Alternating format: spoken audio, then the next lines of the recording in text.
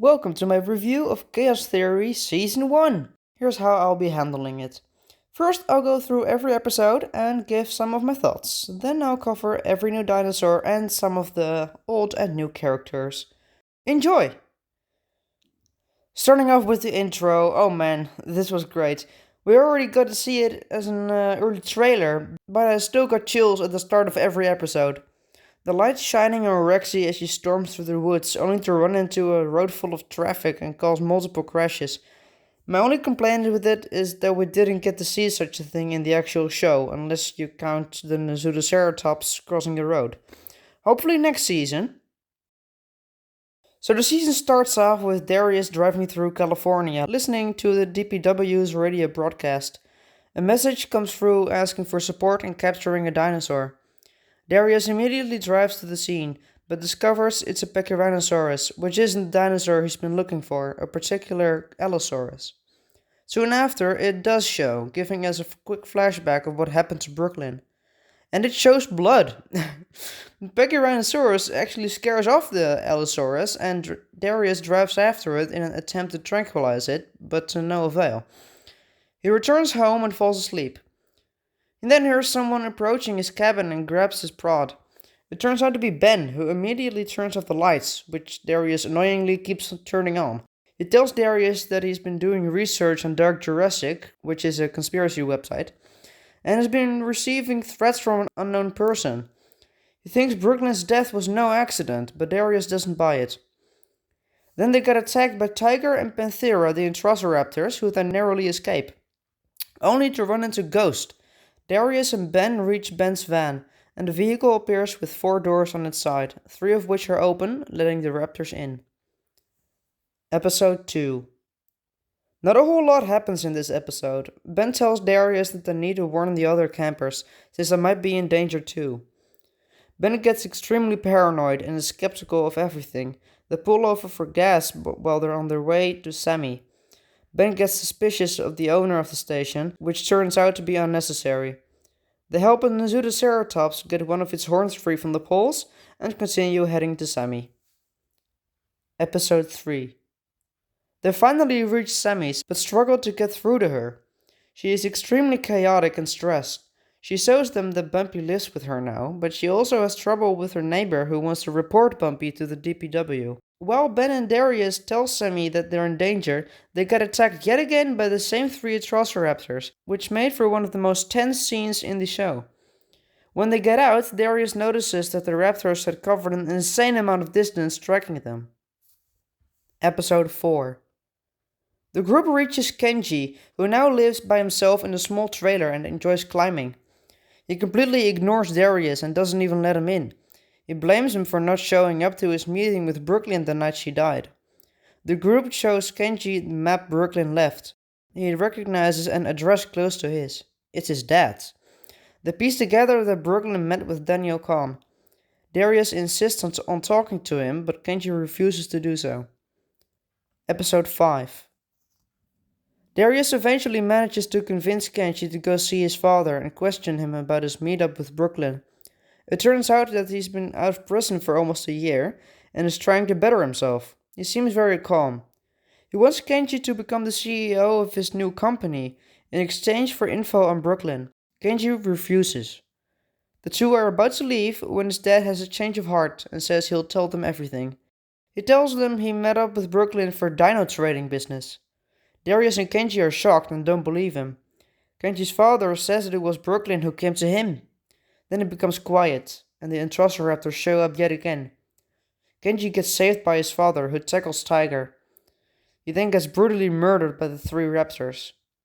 Now, every time the Atrociraptors have attacked, a whistle is heard before they do so. But now we also see the person holding the whistle. It's a woman with white skin. A car appears and the man inside yells at Darius and Kenji to get in, which they do. Ben and Sammy are heading to Yasmina and stop by Bobby Nublar on the way. It's an amateur-style theme parky thing, I don't really know what to call it. The place is run by Bobby, a man who at first glance seems just a guy who's trying to make money off of dinosaurs, but it's later revealed that he may have had a bigger role. Sammy and Ben free the trapped Stygimoloch and continue heading to Yasmina. Episode 6. Ben and Sammy meet up with Yasmina, who's been living on one of the dinosaur-free islands. This is actually one thing that bothered me a little, not because it's unrealistic or anything, because it's absolutely logical for a place like this to be made. It's just that it's impossible because, well, birds. But hey, I get the idea. So Yasmina is doing better and is overcoming her trauma. Sammy doesn't think so. She keeps treating her like a fragile flower, the way Yasmina calls it. Of course, a dinosaur shows up. Ben and Yasmina reach Ben's van and drive towards the exit whilst being chased by the Becklespinax. Sammy gets in the van, but it turns out there's another Becklespinax on the other side of the bridge. The dinosaurs got there because of the gate somehow being deactivated. Then the DPW arrives, but instead of shooting at the dinosaurs, they shoot the van, which ends up falling into the water along with one of the Becklespinaxes. Episode 7. So after Kenji's father died and Darius and him have been saved by a man, Kenji has a full breakdown and starts hyperventilating and crying. They pull over and the man reveals his name, Mateo. He tells them he was the truck driver that transported the Allosaurus to Brooklyn's location. He was simply asked by an unknown member of the DPW to do some overtime. It's first thought that the dinosaur was simply placed there to kill her, but it's later implied that Brooklynn was wanting to buy the Allosaurus from Mr. Khan. Mateo wasn't made aware of any of this, and was shocked when the Allosaurus' gate was remotely opened, which allowed it to escape. He then hid behind a tree and only barely survived the encounter, being saved by Brooklynn's footsteps, which distracted the Allosaurus. He then listened in horror to the Allosaurus running after Brooklynn and eventually catching up to her, of course implying her death. This was one of the darkest scenes in the show. He brings Darius and Kenji to Brooklynn's secret apartment, which they've never heard of until they saw it on the map she left. When they get there, they find evidence of Brooklynn's activities in the dino selling business. Meanwhile, Yasmina, Ben, and Sammy wake up in the submerged van and start to freak out. The Becklespinax hits the car against one of the bridge's pillars, which makes one of the doors break off, giving them a way out. They get into one of the trailers to find out where the DPW is taking the dinosaurs. Episode 8. Darius and Kenji do some more research on her phone. Darius admits that he developed feelings for Brooklynn after she and Kenji broke up. This is a plot point many consider weird or unnecessary, but I think it was done well and makes sense. Darius had been alone for a while and wanted a real connection with someone. Darius and Kenji then follow a dino transport that leads them to the same compound that Sammy, Yasmina, and Ben are headed to. The trio has found Bumpy and met Cabrera, who is a regional director of the DPW, but also a character with unknown intentions. Episode 9. Both groups sneak into the hangar without knowing this of each other. Darius uses a Pachyrhinosaurus as a distraction so he and Kenji can get in the building. Ben overhears a conversation between two workers about Bumpy. He thinks she's dying. Darius finds out Cabrera intends to sell all the dinosaurs to places around the world, including the Netherlands. Ben eventually runs into the rest of the group and warns them about Bumpy. She's not doing well and becomes completely unresponsive. But just as you think it happened, Ben and Sammy reveal an egg. This was a bit disappointing in my opinion. I like Bumpy becoming a mother, but I don't like them indicating a death only to not go through with it. Same thing with Sammy in Season 3 of Camp Cretaceous, only I actually thought Bumpy died, so I guess that's well done by them. Episode 10. The group gets cornered by Cabrera, who reveals he was the one making the threats on Jurassic. But then the handler shows up again, and Cabrera gets killed by their Atrociraptors. Panthera then spots one of the campers and alerts the handler, who then sends the three of them after them.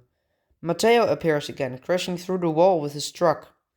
Multiple dinosaurs get free, and what's implied to be Big Edie, but I'm not too sure. She fights the raptors, causing chaos. When most dinosaurs have run away, the raptors are wounded, so the handler calls them back and retreats. The group now stands for a choice: go home and hope it's over, or get on the boat. They all agreed to get on the boat, except for Mateo. For an ending scene, we get a shot of someone behind a computer searching on Dog Jurassic. When the person turns around, it's revealed to be Brooklynn, missing her left arm. The ending. So let's talk about that ending. Brooklynn's alive. How? I don't know, but it is pretty big. We have no idea what role she'll be playing in the next season. She could even be a new villain for all we know, given her history with Daniel Kahn. Oh yeah, and now that we know she's lost at least part of her arm, we can pretty safely say that this was the same thing Mateo found in the woods. Now for the dinosaurs themselves. First some positives. I've mentioned before that Atrociraptors were absolute menaces. They were actually done justice, instead of just being generic mindless beasts. They showed intelligence in their hunting, actually managing to kill off a fair amount of people. Their visual appearance was incredible too. You can't tell me there weren't shots where they looked almost identical to their CGI counterparts. Bethera was my favorite. I feel like he had the best scenes. Then the Becklespinaxes.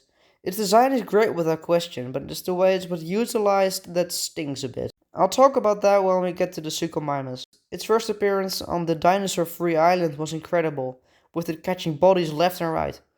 The only characters present at the time were Ben, Yasmina, and Sammy, so it makes sense that there wasn't a name drop right away. In fact, it only has its name confirmed 3 whole episodes later, when the group has already partially reunited.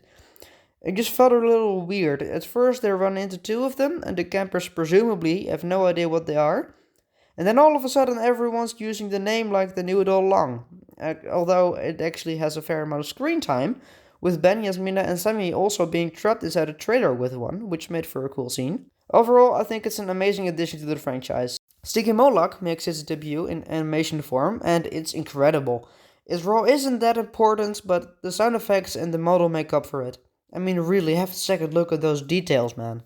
Suchomimus was teased for a long time, being canon since 2015, but being cut out of 3 movies. So what does it bring to the table after almost a decade of waiting? Meh. It has about 20 seconds of screen time, and all it does is run, roar, and fight a Carnotaurus, which it loses to. Pretty disappointing. I think it could have been used much better. I even think it would have helped if they just switched out some of the Becklespinax scenes for Suchomimus. Hopefully we'll see it again in the next season. Pachyrhinosaurus was a breath of fresh air when it comes to herbivores. Even though it was supposed to be in theaters 6 years ago, it was worth the wait.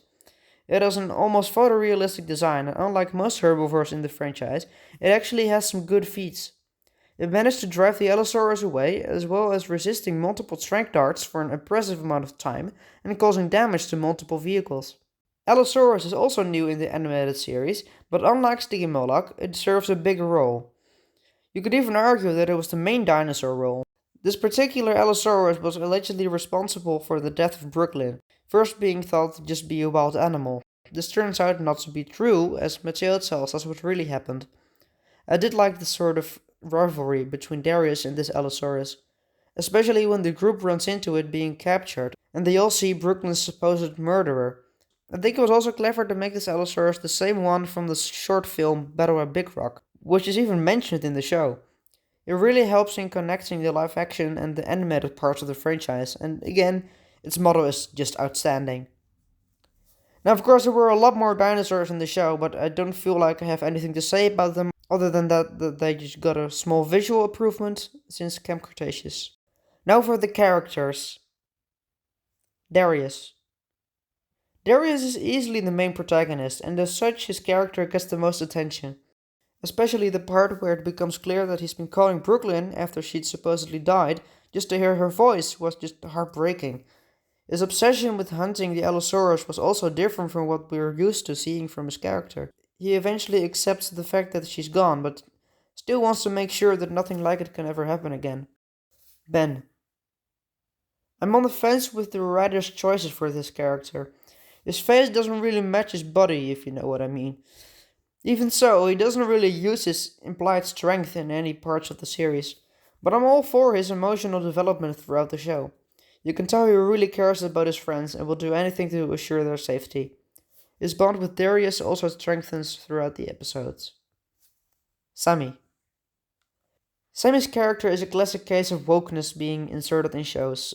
Please don't cancel me. In Camp Cretaceous, she was a friendly, slightly annoying ranch girl. Now she's mastered fighting sports and is kicking ass wherever she goes. I'm for diversity and all that jazz, and I absolutely think women can be heroes too, but the way they handled it here was just odd. Again, I'm not sexist, as you'll see when we get to the main villain in this series. Kenji. Even though he had a different voice actor, it didn't bother me at all. Most of the time I didn't even notice. It was heartbreaking to see him completely ignore Darius at first, but there are multiple instances later in the show where he openly calls him bro and refers to him as best friend, showing he does really care about him. His new hobby, rock climbing, was unexpected to say the least, but I didn't find it weird or anything. His reaction to his dad's death was incredibly well done. The flashes of the moment it happened and Kenji literally shaking were intense and very well cut. Yasmina.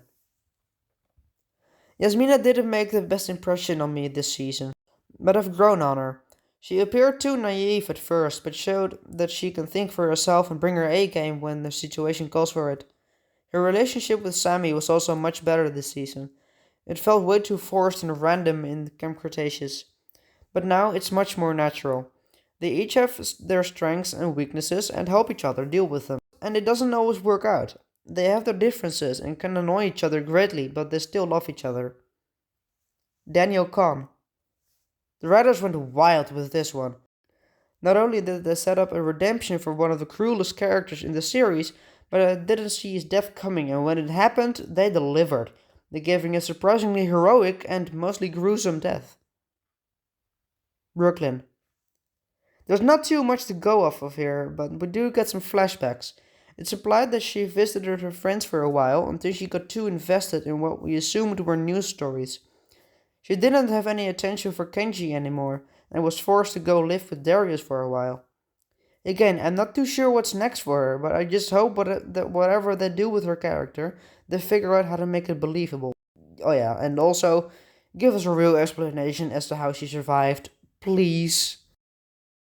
New human characters. Mateo. Mateo is exactly what the series needed. Just a random person thrown into the current world and trying to adapt. He's a good man, saving Darius and Kenji's lives and even doing it again after feeling bad about leaving them behind. He really felt like your average guy trying to get by, struggling with electronics, but trying his best to provide for his family whilst wanting to do the right thing. Cabrera. Cabrera's introduction was a little odd, and it took me a bit to figure out where he fits in. Turns out he's just a corrupt boss of the DPW wanting to earn money by selling dinosaurs. Not too surprising, but it leaves room for a more complex villain. The Handler. Oh wow, the Handler. This has potential to be one of the best villains in the entire franchise, of course falling to the mighty Nedry. Her appearance alone is unsettling. Pale white skin and a slim build, big eyes that almost never blink, and a silent mouth. She never says a single word in the entire season, only mumbling a little to a worker before ordering the raptors to kill Cabrera.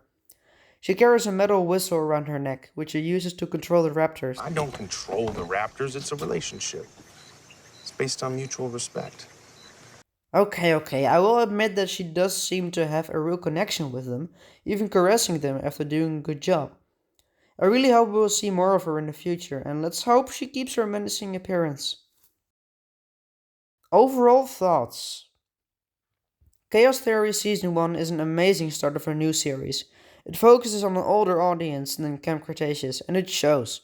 It delves into serious issues in the fictional world as well as the real one.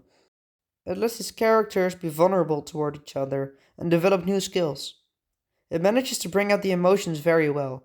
It keeps you thinking for yourself, trying to figure out what happened and who's responsible. Let me know what you'd like to see in the next season, and peace out.